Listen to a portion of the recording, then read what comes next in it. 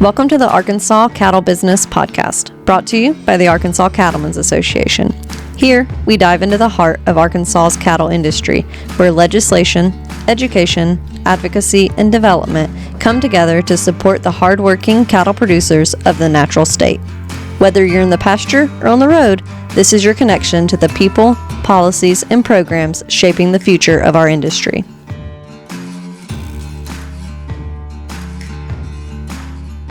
Hello and welcome to this episode of the Arkansas Cattle Business Podcast. I am your host, Michelle Buffkin-Horton, and I'm here today with another special guest.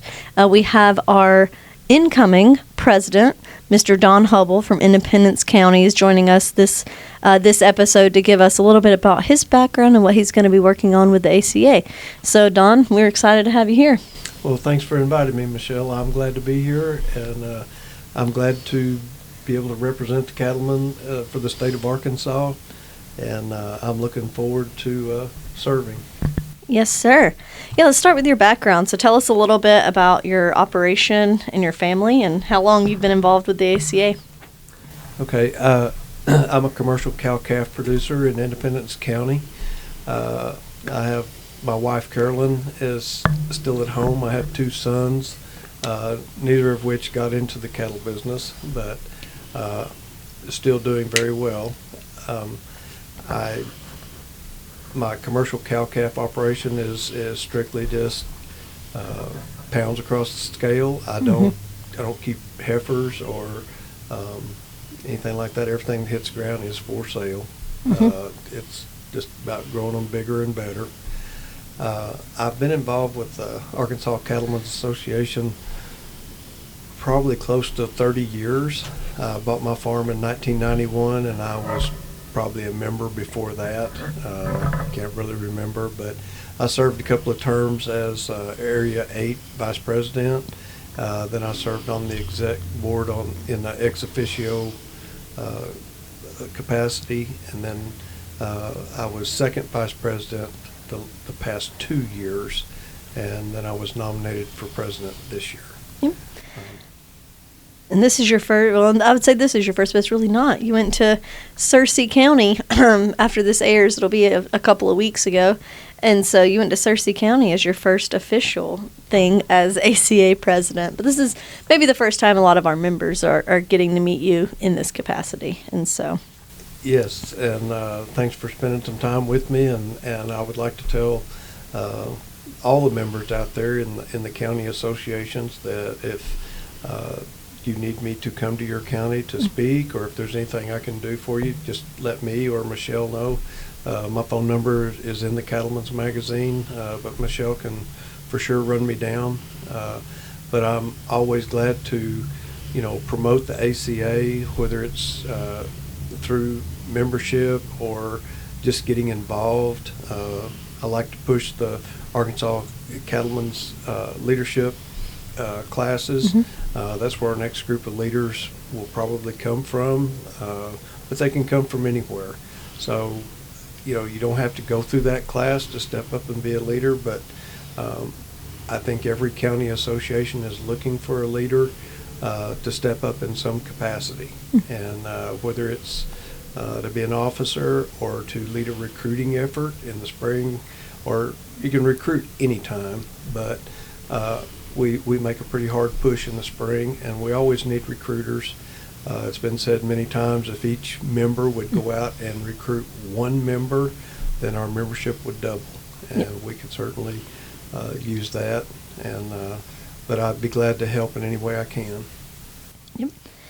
Yeah, and that's one of the things I've already come to appreciate about you is that even before you were president and in your different roles, is I don't think there's ever been a time that I've asked you, hey, can you come and be at this? And you've said no. Like you always show up. You're willing to take the time to be there or make the drive from Batesville down to cook burgers or pretty much anything that we do. And so we're grateful to have somebody that's willing to step up and say, hey, I'll be there wherever you need it. And so he does mean that as for my counties. If y'all are interested in having him, don't think, well, he's in Batesville, that's so far. Like, no, has truck, we'll travel. Like, very willing to go there, and he wants to be able to meet with y'all. And so I encourage you, reach out to him, reach out to the office. We'd love to help set that up. Yes, I would like to meet as many cattlemen as I can across the state. And, you know, even if you're out of state, I'd be glad to meet you and just, you know, talk about the cattle business and you know, the Cattlemen's Association. I believe in what our organization does. I got to spend some time with Michelle at the state capitol back in the spring during the legislative session, and really got to see how the legislature works, and I mean that in a good way. But you have to talk to these people, and as members of cattlemen, you know, may just be Michelle and a couple of cattlemen there, but they know that we represent some 5,000 voices across the state. Now, it still helps if you call your legislator locally and visit with them and let them hear from you as an individual, but we have a policy book and things that we support as or that we're against, that we can sit down with those legislators and tell them where Cattlemen stands on just about every issue that comes up. And we're always looking to make sure that legislation will benefit the cattlemen of Arkansas and not hinder us. You know, it might be something like property rights, or it could be some kind of a management practice or some other restriction that would preclude us from engaging in our industry and our livelihood, and still have access to all the markets and things that will benefit us and the consumer. I spent some time the last 3 years. I've been on the Cattlemen's Beef Board, which is the national organization for that handles half of the checkoff dollars. We spend that through contractors and cooperators. They have to make presentations, and then we decide how much money we're willing to put in that. One of the best examples I can give of your checkoff dollars working for you is the Beef It's What's for Dinner ad campaign. We also, this past August, in the August issue, you should have received a copy of The Drive, which is a pamphlet that the Beef Checkoff puts out that shows what your dollars did, how they're working for you, how it increased the value of carcasses, and how it increased the returns back to the producer. If you see that insert, it's worth a few minutes to peruse through it and see what your checkoff dollars are doing. And I'm very happy and delighted to be a part of this organization and to get involved in these things, to push the cattle industry and let let consumers know where their product comes from, how it's handled, and that we are growing and developing a very wholesome product. Mm-hmm. Yep. And one of the things with the Drive, so it's polybagged in your magazine, so you should have gotten your magazine. It'd have a plastic wrap around it. It'll be additional in there. But it also has the ability for you to subscribe later on. And so if you want to receive it, even if it's not coming out with our magazine, they have that ability as well, completely free for producers to subscribe and see where their dollar's going, what their money is getting spent on. And so it's a great way to just connect and kind of see where that money's getting spent. So before we go any further, because I almost forgot, one, you're going to notice probably that I can barely breathe. I have a sinus infection I'm recovering from, so I apologize that you're going to hear me clear my throat a lot, and I'm going to try to scoot away from the mic when I do it, but I'll apologize ahead of time. But for those of us joining on video and online, I do want to talk about our hat before we forget, because I almost always forget. And so we have a brand new hat this week. We have literally, Randy just unboxed this burnt orange hat from, eBay, Goodwill, one of the two. It's where the man gets all of his hats. But it is gorgeous. If you're watching online, you can see it. I match it today. I didn't plan. I didn't know this hat was coming in. But it's wonderful. And so I do want to take a second to talk about the hat. We do try to do that every week. And if I don't, my mom always asks me, what hat did you have? And so I remembered this time just for you. And so, but excited to have that and share that hat with people. Sometimes if you're watching online, it's interesting to see as the hats change throughout the seasons. So, Dawn, so as you step into the presidency, what's top of mind for you? What are your priorities and projects you're hoping to move forward?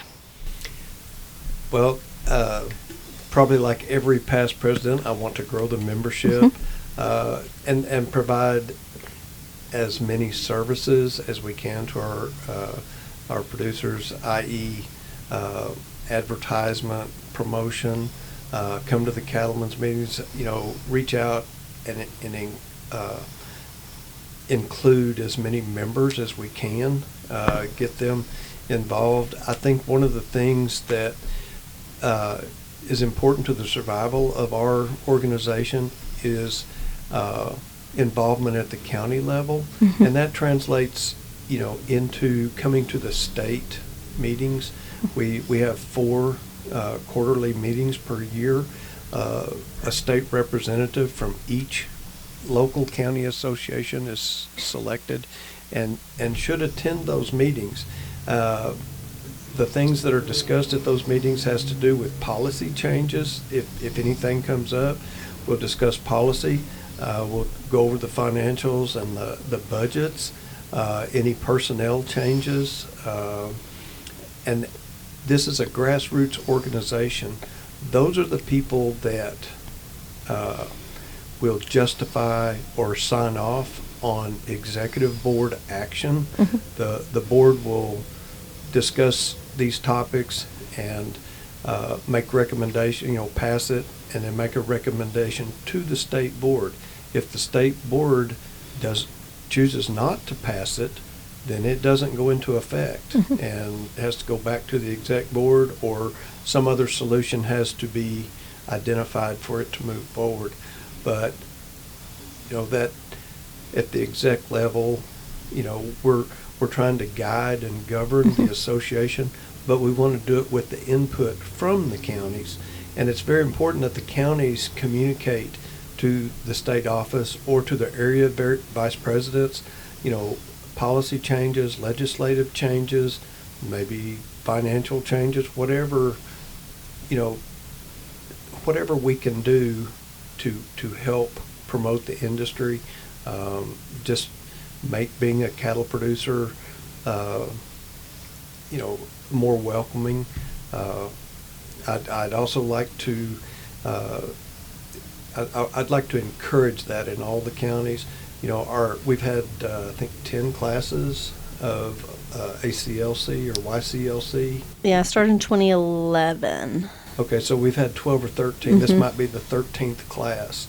And I would encourage the county associations to identify these people and have them come speak to a cattlemen's meeting, maybe get involved on your board, maybe work their way up into being an officer,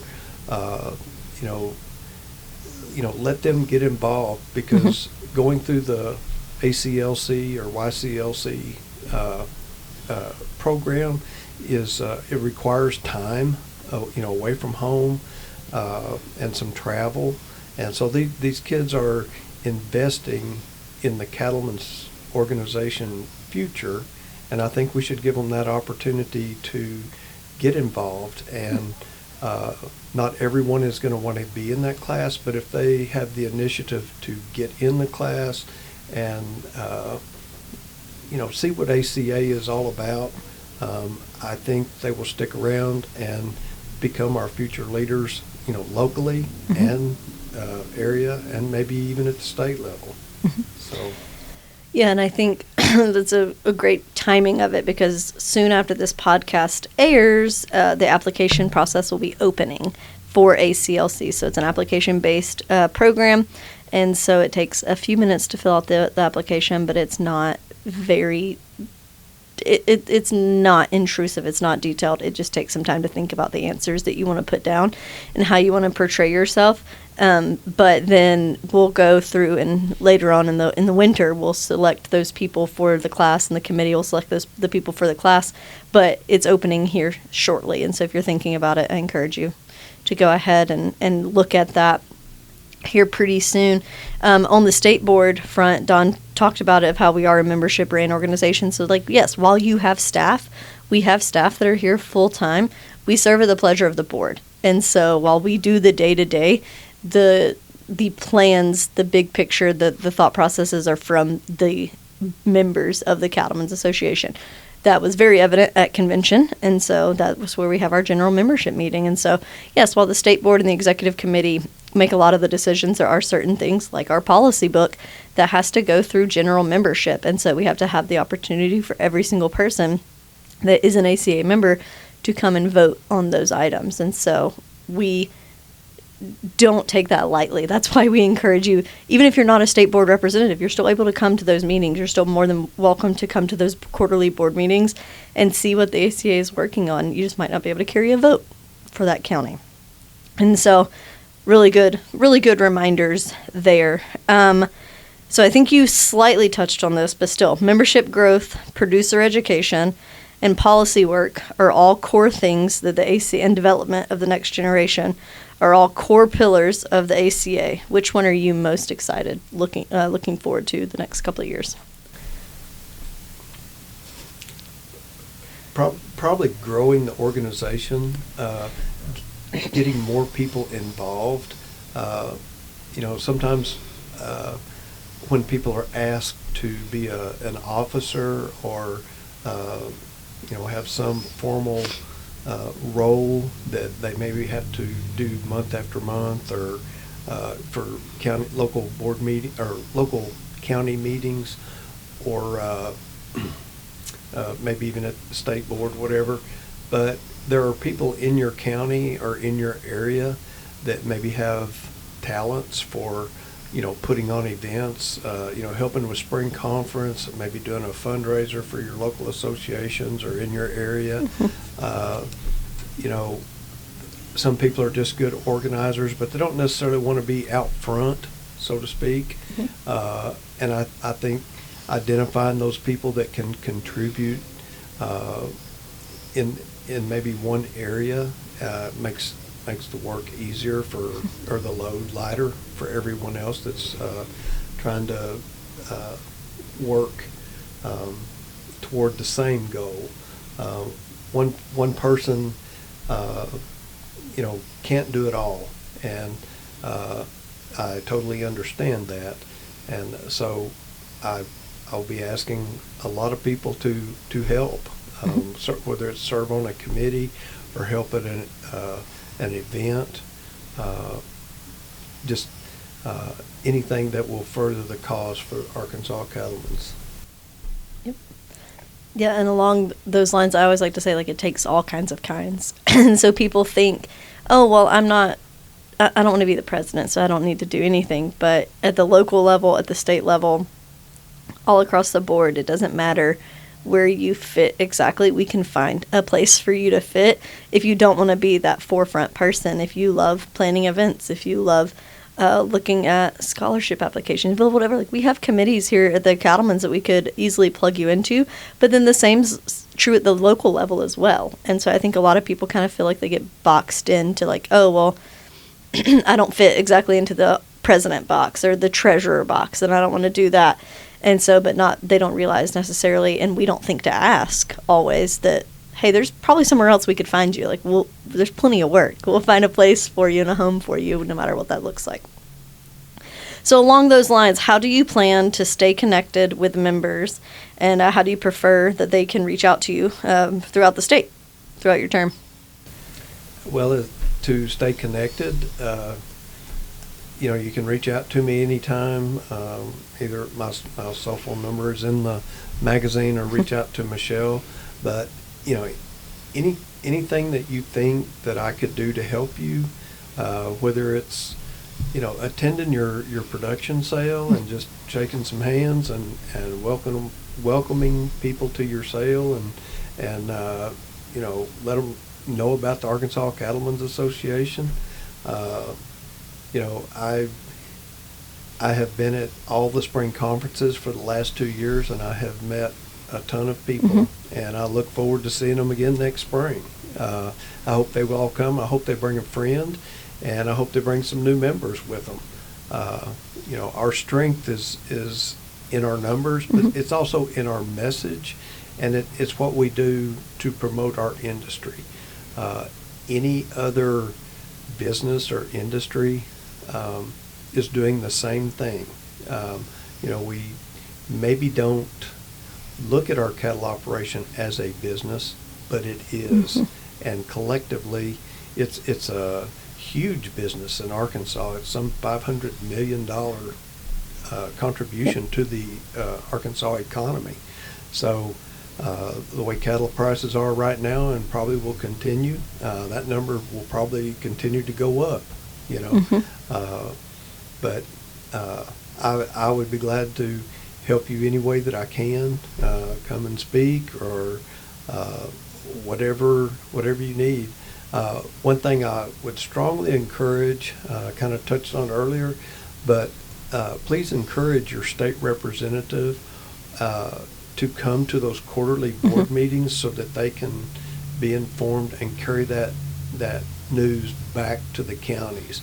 We put out the magazine every month, but sometimes the information in the magazine may not be quite as timely as it could be if a person came and heard the information and went back to a cattlemen's meeting in the next week or two, shared that information. We could move things along faster, probably.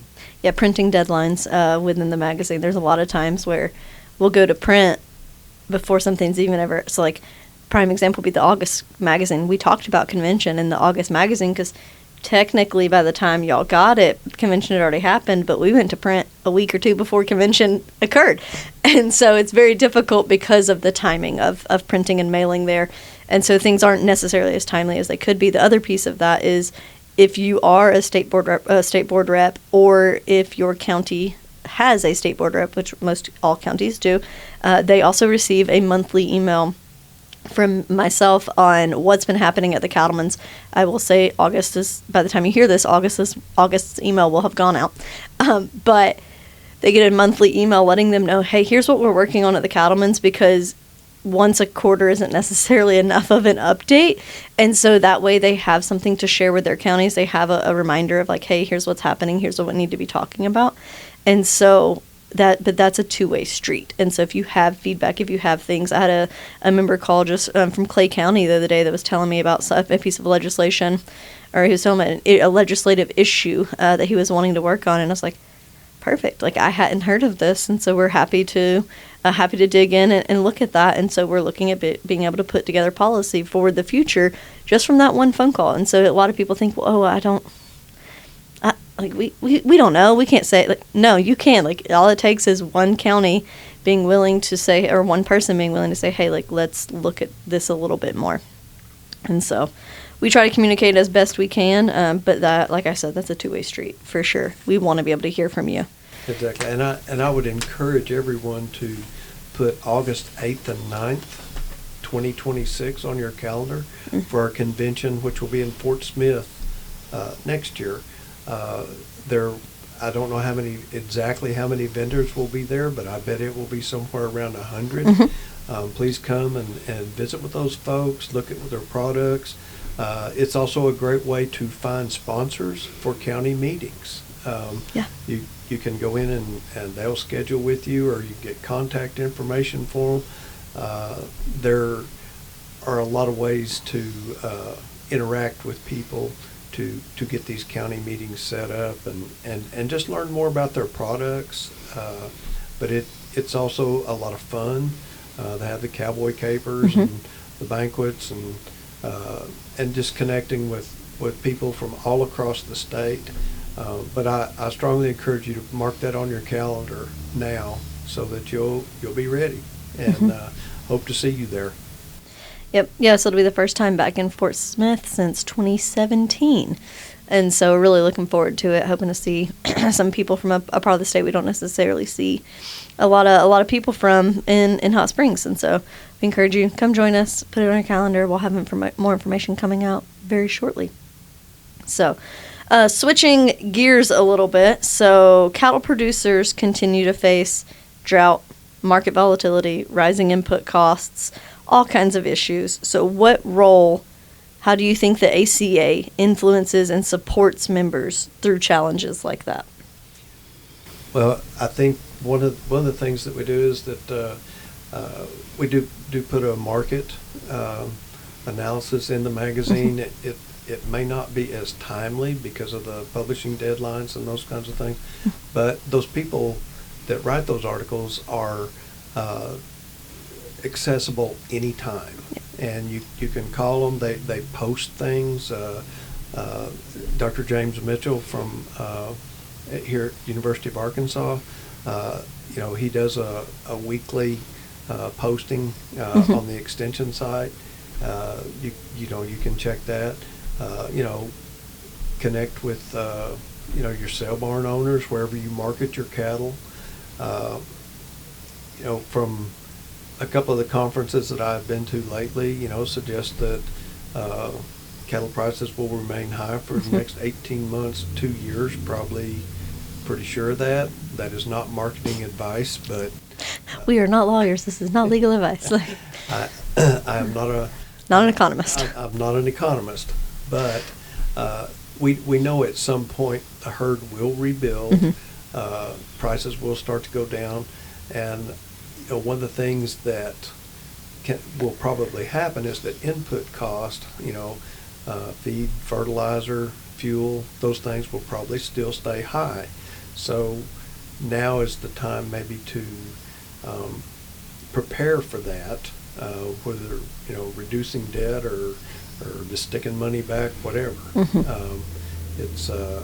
But the Cattleman's Magazine and other publications, if you can kind of stay up to date with the trends and what's going on, and one of the main indicators will be cattle inventory.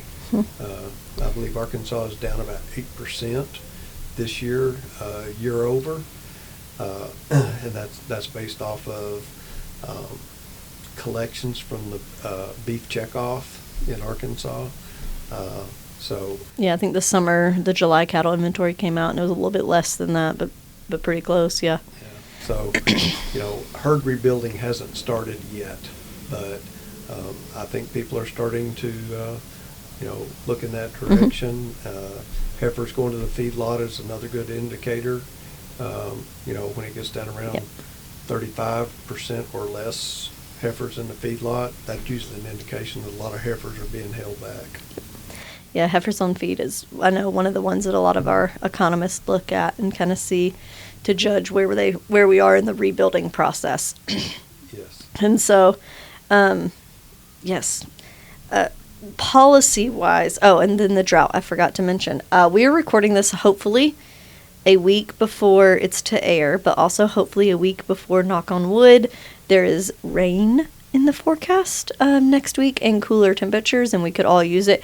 But I will remind you, if you are in an area of the state that's affected by drought right now, to go online to the Drought Monitor and report the drought conditions in your area. You can do it every day, and it takes 5 minutes or less. You just go online, report it, take a picture, type in what county you're in, and so let them know what the true conditions are on the ground in your area, because a lot of times we know that the Drought Monitor might not be necessarily as accurate as it could be, and so we can do our part by submitting information and data of all across the state of what is actually happening while we continue to work on having the Drought Monitor updated. And so I will remind everybody of that. And so just go online, report your conditions. I know up y'all's way it's been pretty dry here lately. I saw the Carter's post about it. We, one of the things that might hold Arkansas back just a little bit is that we do not have a state meteorologist. Yep. And we probably need one to accumulate data and turn that into USDA and just have our voice heard. And that might be one of the things that we need to support. Well, I think we do need to support that, and hopefully get it done. So that's something that we might be working on pretty diligently over the next year or two. Yep, it's conversations we've been having all across the board of trying to get a state climatologist, a state meteorologist, whatever name you want to call them. It's definitely something we've been working on and are continuing to have conversations about, and so we're hoping to see a little bit more positive movement on that here soon. So, policy-wise, what do you think are the biggest issues facing Arkansas cattle producers right now? Just regulations that inhibit us from doing our normal farming practices like spraying or fertilizing. I know that seems like that in the last month the phosphorus issue up in northwest Arkansas has kind of reared its ugly head up again, and so that's going to be something that Arkansas Cattlemen will keep an eye on to make sure that some unnecessary regulation is not imposed on us, or that we are penalized, and I mean that have to pay a fee to run cattle or to spread chicken litter. I know there's already some prohibition on certain areas that you cannot spread chicken litter, but the chicken industry is very big over in my area, and we haven't reached the same level of scrutiny and regulation yet, but it's important that we all are aware of any pushes to do that. The other item that I think we have to watch is the promotion of fake meat or lab manufactured meat. Our current Secretary of Health and Human Services is very opposed to highly processed foods, and that is a prime example of that's all it is a processed food. And well, it's a bunch of chemicals that are and substances that are mixed together and then purported to be food. Beef, your normal protein sources, beef, pork, chicken, those are nice, wholesome foods, and they have one ingredient in it, and it's good for you. So. Yep. Yeah, I think that's fair. And then I think another piece, it's not necessarily policy-wise, but we'd be remiss if we didn't talk about it, is the New World screwworm. And so keeping an eye, obviously, on that. We know policy-wise we're set up to protect the industry from this pest, and we do know, in case y'all hadn't heard, we are building a facility in Texas to distribute and create flies, and so sterile flies that would be able to limit the interactions here. And so it's something obviously we're going to be keeping an eye on, because as Arkansans, we're not necessarily that far from a border state, and so we want to make sure that we're able to protect producers. And so I think that's been a big concern and a big area of just unease for a lot of producers. I know we talked about it a lot when we went to D.C. back in April, and it just feels like every time since then it's like, oh, it's just gotten like this much closer to the United States. And so that's going to be another big piece of the puzzle in the coming years, hopefully, that we don't ever have to deal with, but I keep hearing it's a matter of when. Well, I hope we don't have to contend with it either. And, back in the mid to late 60s is when the sterile fly program was started. And it was very successful. It took, 5-10 years for them to push it all the way back to Central America. But there had not been any cases reported north of Panama until about a year ago. Yep. And it is steadily getting closer and closer. And it's not just livestock that can carry that. Yeah. It can be carried on wildlife, a buck deer shed his horns and have an open wound, baby animals, anything that has an open humans wound, they can lay those eggs in, and then you're just off to the races. And wildlife does not go through a checkpoint. They can just come and go as they please. Yep. So that's something that we certainly need to keep an eye on. And the last literature I read on that indicated that it would be up and running in about a year. Yep. So. Yeah, it'll take a little bit to get off the ground, for sure. All right, transitioning one more time. What did you learn from working alongside Scott and our other past presidents that you'll carry forward into your term?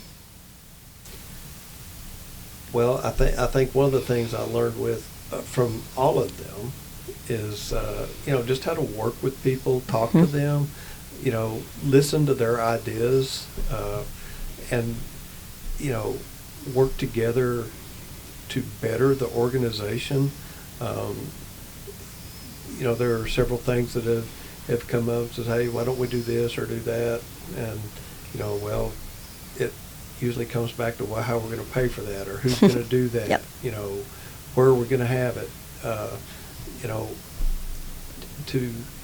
Those kinds of things. Working with people, and also to maybe slow down and be a little more thoughtful about some of the policy and legislation. To really think about it. We've had a really good chairman in Sam Cecil for the last several years. That's been chair of our policy committee, and he does an excellent job of going through and looking at the ones that need to be renewed or the ones that need to be allowed to sunset, or adding new policy. Because as time goes by, things change, and things that might have been relevant 20 years ago, maybe not so relevant now. And I appreciate working with Scott and Bernie and Jerry and Sam, the other members on the exec board, the other vice presidents. I've learned a lot from them, and mostly it's to just kind of calm down and think about it, because I usually kind of rush off into things sometimes. But you're solutions oriented. You're already looking at the solution when they're like, okay, maybe let's talk through this a little bit more. Right. Yep. And that's one of the things that I think is great about our organization, is that a lot of ideas come from the local level and just kind of move up the chain, and then we take action on them, one way or the other. The thing with the moratorium on the Buffalo River, with the CNH hog farm. Oh, yeah. When that was going on, cattlemen were really up in arms, because they want, how's this going to affect cattle producers? Not just on the Buffalo River, but all across the state. Yeah, the entire state's a watershed. Yes. And so, when hopefully we don't have too many of those kind of crises come up, but when they do, that's when the members need to speak up and let us know. And, as an statewide organization, we can probably step in and help. And that's where your membership really helps and counts. So, but we work for all cattle producers in the state, but, we need members, to help us get the job done and, be able to do the things that we do. Yep. Yep. And finally, what excites you most about the future of Arkansas's cattle industry and the ACA? I'm just excited to be a part of an industry that is growing, and being surrounded or in an industry with a lot of great people that all have the same profit-minded ambition, and it's a way of life. I've lived on a cattle farm in one form or another, and been active with beef cattle ever since I was born. Yep. And the only time I didn't live on a farm was 4 years in Fayetteville. So, but I worked on a farm. So. And that was actually how you met your wife, wasn't it? Yes. Yeah, I found that out the other day. It's yeah. Which, if you know Carolyn, that's the surprising part. Yes. She taught you everything you know, though, if you ask her. Did. She taught me how to take care of baby calves. Yep. Mm-hmm. In a research capacity, like that was. Yes. There were certain rules and regulations that had to be followed. So. Yeah, and anyway, it worked out for me. Mm-hmm. You know, she taught me how to take care of baby calves, and somehow I got her for a wife. Yeah, here you are years later. So. years later. So, but she has been a big supporter of my efforts in the Arkansas Cattlemen's Association, and she is the good woman behind the man. That's for sure. Yeah, I rarely see you at events without Miss Carolyn being here too and saying, "Hey, I'm here. Like, how can I help? What can I do?" And so we're grateful to have both of you. But really looking forward to the next couple of years of your term. I know that we have a lot of good ideas. We have a lot of good steps that we're going to start taking, and so y'all are going to hopefully hear some of those things coming up shortly for ways to give back to our counties and build up our county leaders and our exec leaders and to really truly grow this association the way that we've wanted to for a long time and just have been not able to because of it. Always goes back to that question of like, how are we going to pay for it? And so now I think we have the unique opportunity to pour back into those members that have done so much for us and show them how we can help them at the local level too. So, yes. With that, anything else for us? Any advice? Any last parting thoughts? I just want to thank the membership again for giving me this opportunity. It truly is an honor to serve as your president. And I am accessible. Just let me know if I can do anything for you or help you get something done. I'll be glad to help you any way I can. And just let me know, and I'll see if I can make it happen. Yep. Well, we appreciate you joining us this episode, Don. We're really grateful to be able to dig in, learn a little bit about you, but see what you have planned and coming forth for the Cattlemen's down the road. So I always remind y'all, as we do each episode, if you haven't subscribed, you haven't liked, go ahead and do that on any podcast platform that exists, YouTube, Spotify, iHeartRadio, wherever it may be. You can find the Arkansas Cattle Business Podcast. So I encourage you to go ahead and subscribe and like, and we'll see you next episode. We appreciate it.